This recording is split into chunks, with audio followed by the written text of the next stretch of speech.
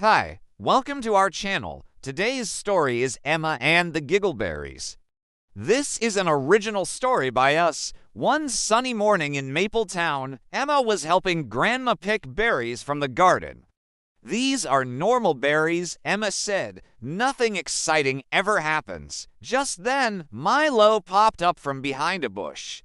"Did someone say exciting? Come with me." And before Emma could even respond, he grabbed her hand and pulled her away. He led her to the edge of the woods where she had never been before, and there under the dappled sunlight filtering through the leaves, she saw a bush that shimmered and sparkled. It wasn't just any ordinary bush. The leaves were a brilliant gold, and the branches seemed to twist and turn into light. But what caught Emma's eye the most were the berries. They were a beautiful light blue and sparkled like tiny stars. "What are those?" Emma asked, mesmerized by their beauty. "Giggleberries," Milo grinned. "They make you laugh uncontrollably if you eat one." Emma gasped. "Really? Let's try." She reached out to pick one, but before her fingers could close around it, Milo stopped her. "Wait, let's ask Benny the bear. He must have tried them before." And sure enough, not far from the bush sat Benny the bear, looking rather unwell. His fur was tousled, his eyes half closed. He didn't seem to notice them at first, but when he heard their voices, he suddenly perked up. "Oh, hello," he said with a forced smile. "I didn't see you come in. How can I help you?" Emma and Milo exchanged glances. Something about Benny's sluggish movements and forced smile didn't seem right. It was like he was trying to hide something. Do you know what these are?" Emma asked, holding out a giggleberry for him. Benny hesitated for a moment, then quickly shook his head. No idea. Never seen them before in my life. Now, if you'll excuse me, I have some very important business to attend to." And with that, he shuffled away slowly. Emma and Milo looked at each other again. Something was definitely up with Benny, but they couldn't quite put their paws on it. "Well, here goes nothing," Emma whispered. She carefully plucked a berry from the bush and popped it into her mouth. It tasted like sweet lemonade and fizzy lemonade and made her feel warm inside. She waited for anything, to happen, but nothing did. "Do you think it was just a silly bluff?" she asked Milo after a while. Just then, she felt something strange. Her tummy tickled and her paws started to itch. She tried to stop herself, but she couldn't. A giggle escaped her lips, and soon she was rolling on the ground, laughing so hard she couldn't catch her breath. Milo gasped. "It is working," he said, "but why isn't it making you feel funny?" Emma shrugged between laughs. "I don't know. Maybe it only works on some animals." But as she spoke, she noticed something odd. The giggleberry bush seemed to be glowing brighter, and the berries were bouncing in her palm. "Look, Milo," she said between giggles. "They're coming alive." And just then, the bush shook and rattled, and the giggleberries started falling off the branches, bouncing and jiggling all the way down. "Quick, let's get out of here," Emma said, scrambling to her feet. But as she turned to run, she slipped on a tree root and fell flat on her face. As she looked up, she saw a giggleberry roll towards her, and it happened again. She burst into giggles, unable to contain herself. "This is crazy," she said, wiping tears from her eyes. "Let's go find someone else." But as they ran deeper into the woods, more and more giggleberries tumbled out of the bush, chasing after them, bouncing, jiggling, and giggling all the way. They raced past towering trees and over babbling brooks, and still the giggleberries followed.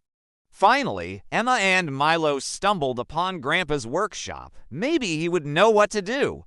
When they peeked inside, they saw Mart sitting on a stool, hammering away at a piece of wood.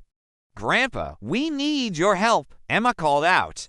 "There's something strange going on in the woods." Just then, a giggleberry bounced into his hand, and the moment it touched his palm, he let out a surprised yip. And before he could stop himself, he was shaking with laughter. Oh, dear, Emma said, seeing how the giggleberry was affecting him. We have to stop this somehow. She looked around the workshop for something, anything that could help. Her eyes fell on a watering can. Maybe water, she said. Maybe it'll stop them from bouncing. So she filled the watering can from a nearby puddle and started dousing the giggleberries. At first, it seemed to work. The berries slowed down and stopped bouncing. But as the last drop hit the ground, a new giggleberry bush sprouted up in its place. And just like the first one, this new bush started to glow. The giggleberries on it began to bounce and jiggle, and before they knew it, more berries were chasing after them. Emma sighed. It seemed like no matter what they did, they couldn't stop the giggleberries. Just then, she had a sudden thought. Let's take them back to the garden, she said. Maybe they'll be happy there. So they did. They walked back to the edge of the woods and dumped the berries into the garden. Then they stood back to admire their work, or at least they tried to. But as soon as they stepped into the garden, the giggleberries started to glow and shake again. Emma stifled a giggle. I don't think this is gonna work, she whispered. Suddenly, the giggleberries shot out of the garden, forming a giggling, jiggling chain that stretched all the way to the edge of town. Oh, Emma said, realizing where this was going. They're going to the Laughing Stock Festival. Every year, the animals in Mapletown held a festival to celebrate silliness and laughter. But for Emma, it was just a big, crowded mess. She and Milo started running after the giggleberries, calling out to everyone they met to warn them. As they neared the festival, they saw townsfolk everywhere, all busy setting up stalls and decorations. Soon the whole square would be filled with stalls selling silly hats and shoes, wobbly chairs and tables, and joke books that made terrible jokes. Please, please warn them, Emma begged a squirrel carrying a bucket of brightly colored feathers. What are you talking about? He asked with a wink. It's almost time for the funniest day of the year. Then he scampered off to join the party. Emma and Milo kept running, calling out to everyone they met, warning them about the giggleberries. But no one listened. They were all too busy getting ready for the festival. When they finally reached the center of the square, Emma slumped against a wall, utterly defeated. It's too late, she said. We couldn't stop the giggleberries. Just then, Grandma came walking by.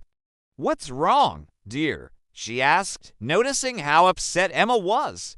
Emma explained what had happened and how no one was listening to them. Grandma said thoughtfully.